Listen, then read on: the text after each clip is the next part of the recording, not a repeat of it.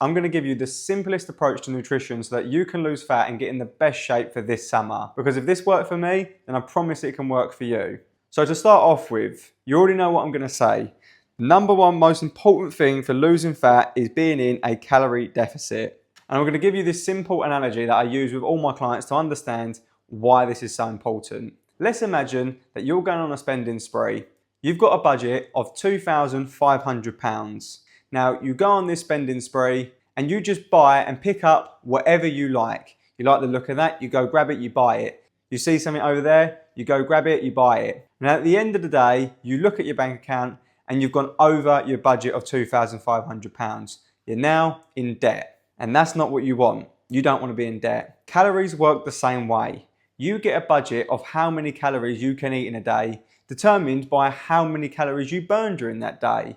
So if you burn a lot of calories, you get a bigger budget. If you don't burn a lot of calories, you don't get a very big budget. And it's that simple. And when you're not tracking what you're buying or what you're eating, it's hard to know if you're staying within that budget.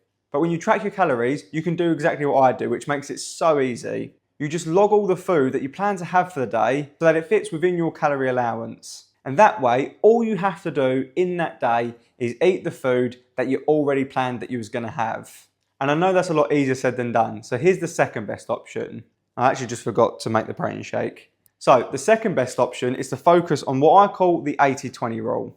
Now, the 80-20 rule basically means that 80% of the time you focus on whole or minimally processed foods. This is going to ensure that you're cutting most of the ultra processed foods out of your diet, and it's going to be harder to overeat. Because studies actually show when you eat a highly processed diet, most people overeat on their calorie allowance because the foods are designed to be very palatable, easy to eat, and just leave you wanting more. When you eat minimally processed foods or whole foods, they're just real foods that are going to fill you up. And it's hard to eat a lot of them. And then 20% of the time, eat whatever the fuck you want.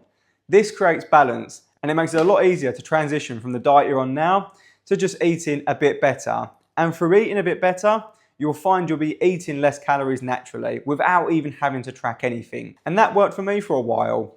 When I was at my heaviest and I was cutting down, I didn't track anything. I just removed some things from my diet that I knew were really processed and just naturally started to eat less food.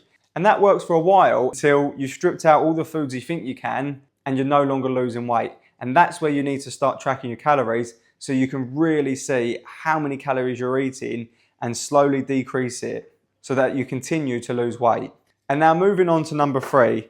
Now, this isn't the greatest method, but it's gonna make it harder for you to overeat. And that method is prioritizing protein at every meal. Now the idea behind this is by prioritizing protein at every single meal, you're going to feel more full. So that means at breakfast, lunch and dinner, you want to be aiming to get around 30 to 50 grams of protein. And when you're having that 3 times a day, that is going to leave you feeling more full than if you was to just be having your fast digesting, highly sugary, highly fatty carb sources for breakfast, lunch and possibly dinner. Now you know the types of foods I'm talking about. That's highly sugary cereals for breakfast. That's the white bread sandwiches for lunch with a chocolate bar and a packet of crisps. When you switch up your meal options for things that prioritize protein, that could be having eggs for breakfast. That could be having a bowl of oatmeal with some protein powder sprinkled into it, whatever takes your fancy.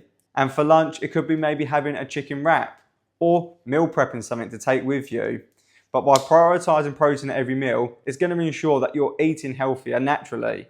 But if you was to put all of those 3 methods together, you'd have the exact way that I use to lose fat and build muscle at the same time. And as a final note, you don't want to call it a diet because when you call it a diet, it comes with an end date.